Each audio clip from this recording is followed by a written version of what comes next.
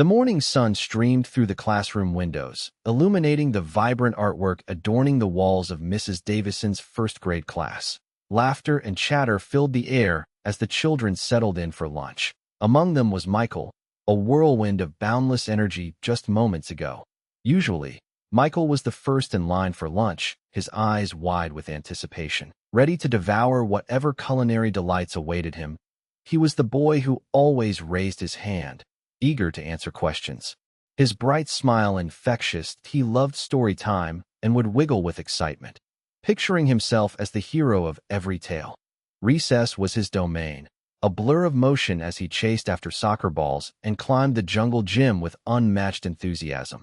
But today was different. Michael sat slumped at his desk, his usual sparkle replaced by a dull, listless gaze. His lunchbox, emblazoned with his favorite superhero, remained unopened. The sandwich his mom had lovingly prepared, peanut butter and jelly, his absolute favorite, lay untouched inside. He didn't join the boisterous conversations swirling around him. He didn't even glance at the colorful drawing he'd been working on just before the lunch bell rang. The energy that usually pulsed through him seemed to have vanished, leaving behind a quiet, almost unsettling stillness. He just stared down at the surface of his desk, shoulders slumped, a stark contrast to the vibrant, animated child Mrs. Davison knew so well. This sudden shift in Michael's demeanor was a red flag, a subtle but significant warning that something wasn't right. Mrs. Davison, a woman whose kind eyes held a universe of stories, had seen countless children pass through her classroom doors over her 20-plus years of teaching. She possessed an almost uncanny ability to sense when something was amiss with one of her students, that IT wasn't just about academic performance. It was about understanding the subtle nuances of each child's personality, their individual quirks and rhythms. She prided herself on creating a safe and nurturing environment where her students felt comfortable being themselves, sharing their joys and sorrows, and knowing they had a trusted adult to turn to. Her classroom wasn't just a place for learning. It was a haven, a second home for many. She decorated it with care, filling it with colorful posters, inspiring quotes, and displays of her students' artwork. She knew each child's strengths and weaknesses, their favorite colors, their dreams for the future. She spent countless hours after school grading papers, preparing lessons, and, most importantly, thinking about each of her students and how she could best support them. The years had taught her to observe, to listen, not just with her ears, but with her heart. She knew that sometimes a quiet demeanor masked a deeper problem, that a sudden change in behavior could be a cry for help. So, when she noticed Michael's unusual quietness, her teacher's instincts immediately kicked. IT was more than just a child not wanting to eat. It was a deviation from his norm, and Mrs. Davison knew she had to investigate further. Her dedication to her students demanded it. With a gentle smile, Mrs. Davison approached Michael's desk, her voice soft and reassuring. "Michael, honey, is everything all right? You haven't touched your lunch." She crouched down beside him, meeting his gaze at eye level. "Is your tummy hurting?" He shook his head slowly, his eyes downcast. "Not really," he mumbled, his voice barely audible above the lunchtime din.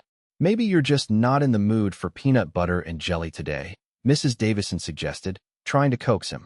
"I have some crackers in my drawer. Would you like some crackers and cheese instead?" She knew his fondness for cheese crackers, hoping it might entice him. Again, a slow shake of the head. Mrs. Davison's concern deepened. It wasn't just the lack of appetite. It was the overall listlessness. She gently touched his forehead. His skin felt cool and slightly damp. As she looked closer, she noticed his face was paler than usual, almost ashen.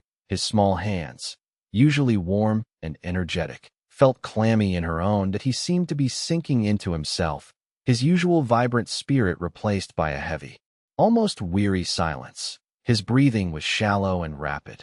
This was more than just a case of the blues. Something was genuinely wrong. The combination of his refusal to eat, the unusual pallor, the clammy skin, and the lethargy painted a worrying picture in Mrs. Davison's mind. Mrs. Davison's mind raced. Was something happening at home? A fleeting image flashed through her mind. Michael's mother, Sarah, a single parent who always seemed to be juggling a million things at once. Sarah was unfailingly polite and appreciative, but Mrs. Davison had noticed the dark circles under her eyes, the hurried drop-offs in the morning, the way she always seemed to be on the phone, her voice laced with a weary urgency. Flashback. The previous week, during parent-teacher conferences, Sarah had looked particularly stressed. "Things have been a little hectic lately," she'd confessed, running a hand through her already disheveled hair. "My mom's been unwell, and I've been trying to balance work and taking care of her. Michael's been a little clingy, I guess. Probably just missing my attention." The worry in her voice was palpable. Mrs. Davison had offered words of support, suggesting some after-school activities that might give Sarah a bit of a break. She remembered Sarah's forced smile, a mask barely concealing exhaustion. And flashback. Could Michael be reacting to the stress at home? Was his sudden withdrawal a manifestation of anxiety or a cry for attention? Mrs. Davison knew that children often internalize their parents' worries, expressing them in unexpected ways. However, the physical symptoms, the paleness, the clamminess, troubled her. This felt different, more than just emotional distress. While family stress could certainly contribute to a child's well-being, the physical signs suggested something else entirely might be at play. Dismissing the thought of mere emotional distress, Mrs. Davison decided to take a more proactive approach. "Let's just check your temperature, Michael," she said, her voice calm and reassuring as she retrieved the digital thermometer from her desk drawer. She gently placed it under his arm. The seconds ticked by with agonizing slowness. When the thermometer beeped, Mrs. Davison's heart sank. 100.4 degrees. A fever. Yes, she pulled back to look at him again. She noticed something else. Something she hadn't seen before. A slight, almost imperceptible swelling just below his jawline, on the side of his neck. It was subtle, easily missed, but it was there. The combination of the fever and the swelling sent a jolt of alarm through her. Just last month, the school district had organized a health seminar for teachers, focusing on recognizing early signs of common childhood illnesses and more serious, less common conditions. She vaguely remembered a section on swollen glands and fever, warning signs that should never be ignored. Details from the seminar, previously filed away in her memory, now resurfaced with alarming clarity. She remembered a slide showing a child with similar swelling, the presenter stressing the importance of immediate medical attention. The pieces were starting to fit together, forming a worrying picture. A knot of anxiety tightened in Mrs. Davison's stomach. She needed a second opinion, someone with more medical expertise. The school nurse, Mrs. Nelson, was the obvious choice. Quickly, she excused herself from the classroom, instructing her students to continue reading quietly. She hurried down the hallway to the nurse's office, her footsteps echoing in the otherwise silent corridor. Reaching the nurse's office, she knocked urgently on the door. No answer. She tried the handle. It was locked. A small sign hung on the door. "Out for district-wide vision screenings. Back tomorrow." A wave of frustration washed over Mrs. Davison. Mrs. Nelson was usually so reliable, but today, of all days, she was unavailable. Returning to the classroom, Mrs. Davison found Michael looking even worse. His breathing seemed more labored, and his face was now flushed, a stark contrast to the earlier pallor. He was slumped further in his chair, his eyes closed, his small body trembling slightly. Time was slipping away, and Michael's condition was clearly deteriorating. She couldn't afford to wait until tomorrow. The health seminar had emphasized the importance of prompt action, and every instinct told her that Michael needed immediate medical attention. The weight of responsibility settled heavily on her shoulders. She knew she had to make a decision, and she had to make it fast. Back in the classroom, Mrs. Davison's mind was a whirlwind of possibilities, each more frightening than the last. As she knelt beside Michael, trying to keep him comfortable, her eyes scanned the room, searching for any clue, any piece of information that could help her understand what was happening. Suddenly, a memory surfaced, a brightly colored poster hanging in the nurse's office, detailing the signs and symptoms of anaphylaxis. She remembered a specific case highlighted on the poster, a child who had experienced a severe allergic reaction to a seemingly harmless food. Anaphylaxis. The word echoed in her mind. Could that be it? She racked her brain, trying to recall everything Michael had eaten that day. Breakfast at home was unknown. At school, he'd had a small carton of milk during morning snack time, and now his untouched peanut butter and jelly sandwich. Peanut butter, a common allergen, but he'd eaten peanut butter before, many times. That he loved it. Still, the poster had mentioned that allergic reactions could sometimes develop suddenly, even to foods that had previously been tolerated. She questioned him gently. "Michael, did you eat anything else this morning? Anything at all?"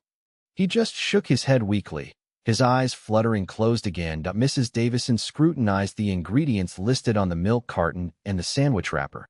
Nothing immediately jumped out as a potential culprit, besides the peanut butter, the swelling in his neck. Could that be related to an allergic reaction?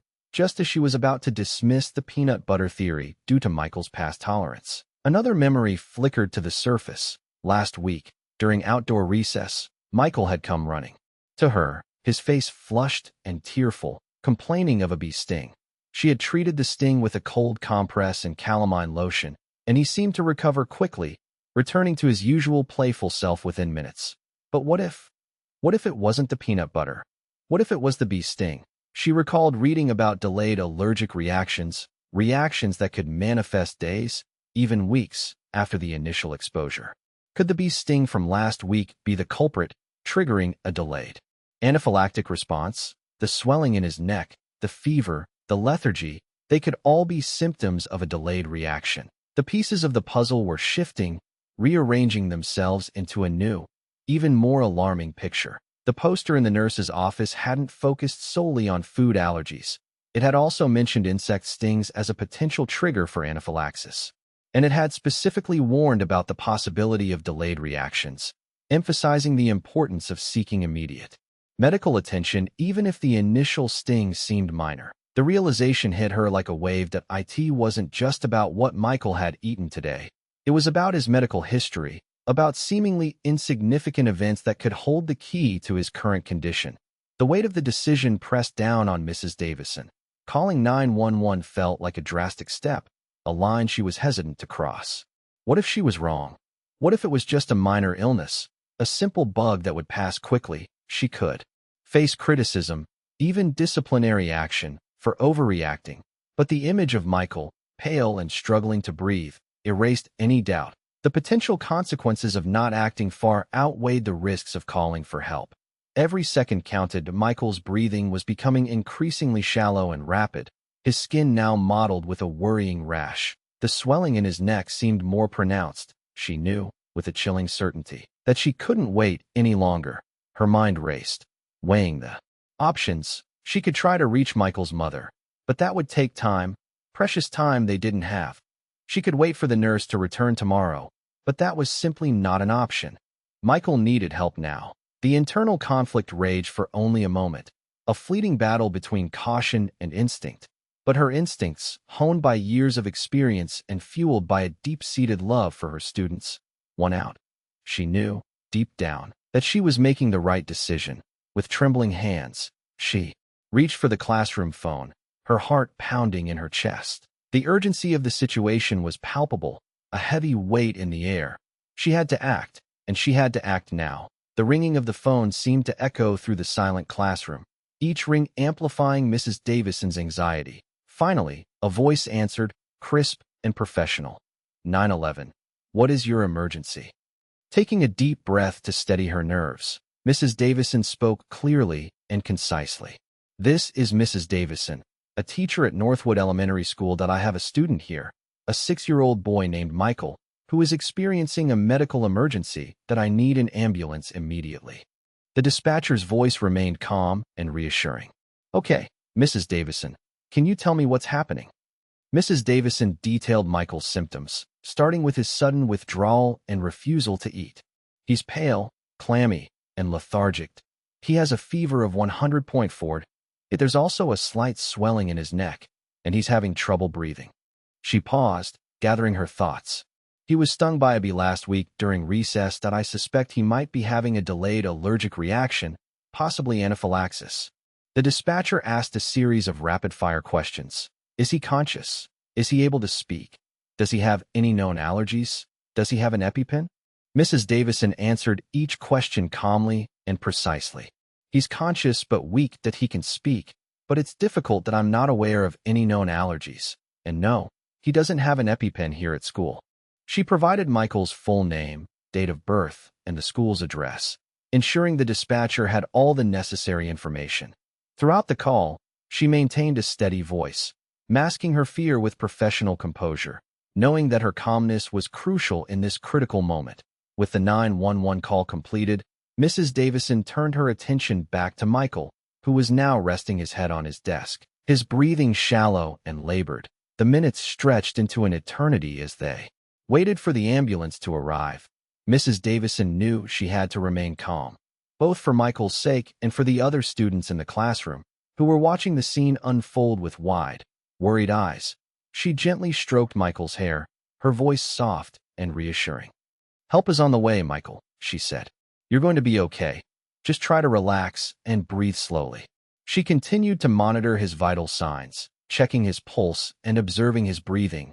Noting any changes to distract him from his discomfort, she began to tell him a story, one of his favorites, a tale of a brave knight and a magical dragon. She knew he loved dragons, and her voice, usually animated and engaging, took on a soothing, rhythmic quality as she narrated the story, weaving in elements of courage and resilience. She kept the story simple, focusing on the positive aspects, hoping to ease his anxiety and take his mind off his physical distress. Every few sentences, she would pause, checking on him, asking him if he was comfortable, if he needed anything. She was his anchor in a sea of uncertainty, a beacon of calm in the midst of a storm. The piercing wail of a siren shattered the relative quiet of the classroom, signaling the arrival of the paramedics. The other students gasped, their eyes wide with a mixture of fear and fascination. Mrs. Davison quickly ushered them to the back of the room, creating a clear path for the emergency responders. Two paramedics, clad in blue uniforms, rushed into the classroom, their movements efficient and purposeful. One immediately knelt beside Michael, while the other began gathering information from Mrs. Davison. The first paramedic, a woman with a kind face and steady hands, gently assessed Michael's condition. She checked his pulse, listened to his breathing with a stethoscope, and examined the swelling in his neck and the rash on his skin. "How long has he been like this?" she asked, her voice calm and professional. Mrs. Davison quickly summarized the events of the past hour, emphasizing the bee sting from the previous week and her suspicion of a delayed allergic reaction. The paramedic nodded, her expression serious. "We need to get him to the hospital immediately," she said. "His breathing is labored, and his heart rate is elevated. It does sound like a possible anaphylactic reaction."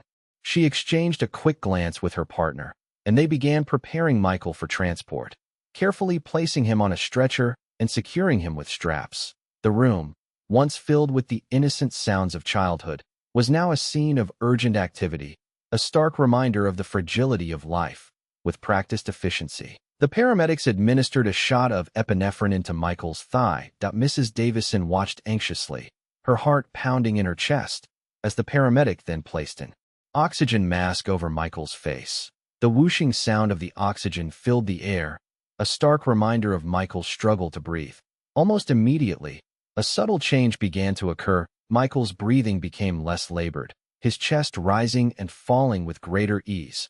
The color began to return to his face, replacing the alarming pallor with a healthier, more natural hue. His eyes, which had been glazed over with pain and confusion, started to focus. He squeezed Mrs. Davison's hand weakly, a silent acknowledgement of her presence and her efforts. The paramedic monitoring Michael's vital signs nodded reassuringly.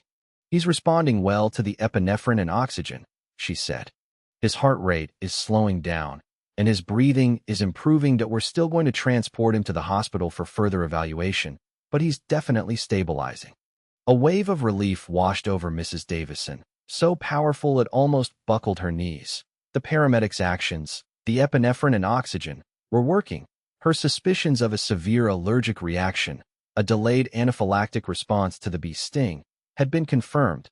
She had made the right decision. Calling 911 had been the right thing to do.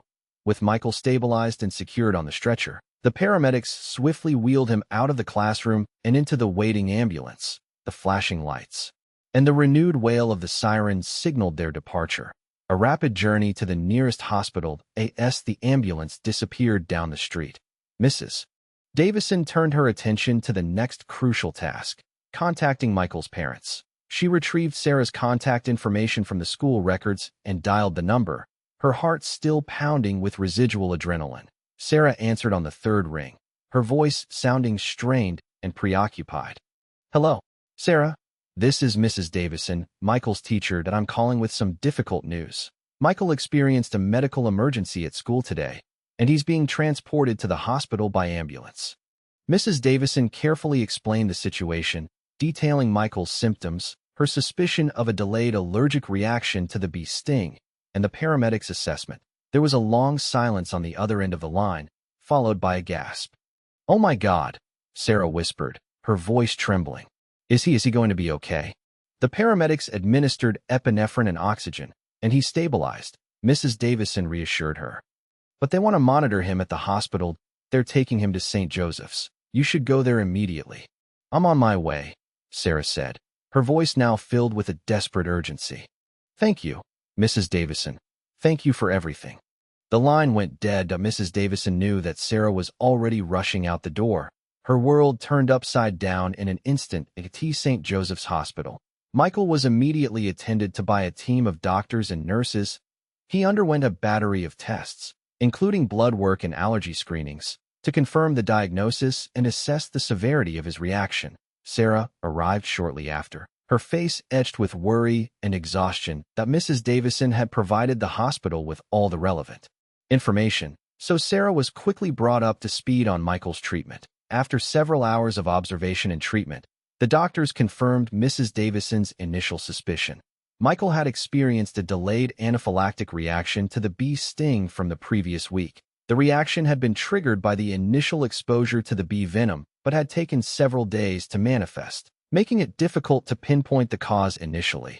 The doctors explained to Sarah that delayed reactions to insect stings were relatively rare, but could be life-threatening if left untreated. They emphasized the importance of carrying an EpiPen at all times and knowing how to administer it in case of future stings. They also advised Sarah to consult with an allergist to determine the best course of long-term management for Michael's allergy. Michael was kept under observation overnight, receiving further treatment to fully stabilize his condition and ensure there were no lingering effects from the reaction. He was weak and tired, but, thankfully, out of immediate danger.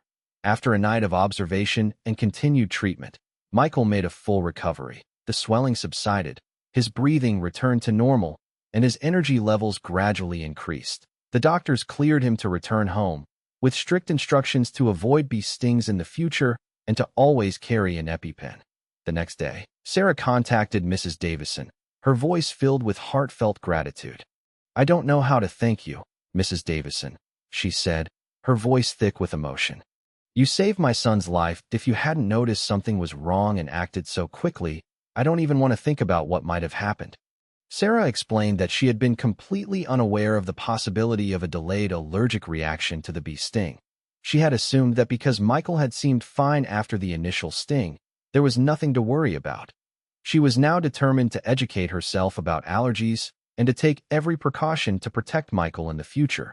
When Michael was well enough to visit the school, Sarah brought him to Mrs. Davison's classroom. Michael, looking a little pale but otherwise back to his old self, ran to Mrs. Davison and gave her a big hug.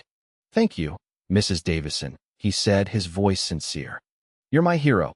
Sarah echoed Michael's sentiments, her eyes filled with tears of gratitude. "We are eternally grateful for your quick thinking and decisive action," she said. "You truly are an amazing teacher." News of Mrs. Davison's heroic actions spread quickly throughout the school community. The principal, Mr. Thompson, publicly praised her quick thinking and decisive action, hailing her as a hero. The other teachers lauded her for her vigilance and her dedication to her students.